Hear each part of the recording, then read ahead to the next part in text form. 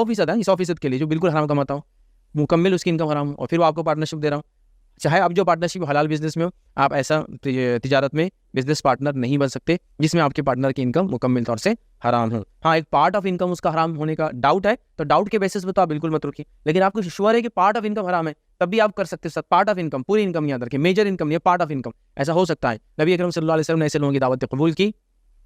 जो लोग ऐसी तिजारतों में बिल्कुल मारूफ और मशहूर थे, जो मिक्स इनकम हुआ करती थी, जिसके अंदर जैसा खेती भी थी, सूद पर पैसा भी देते थे, हथियार वगैरह भी फरोख्त करते थे। यहूदियों ने आप सल्लल्लाहु अलैहि वसल्लम को दावत दी, और यहूदियों के ज़माने में जो तिजारतें थी मशहूर क्या क्या थी, पहला वो खेती करते अच्छी, दूसरा सबसे अच्छे हथियार बना के बेचते, और तीसरा काम सूद पे करते हैं। उसके बावजूद भी आपने दावत कबूल की, मतलब से पता चला मिक्स इनकम हो तो आप कर सकते हैं। रहा किसी की इनकम हराम हो और आप उससे उधार लेकर काम कर रहे हो, तो इसमें कोई मसला नहीं, वो जायज़ है आपके लिए, क्योंकि आपको वापस देना है पैसा, आप ले नहीं रहे उससे।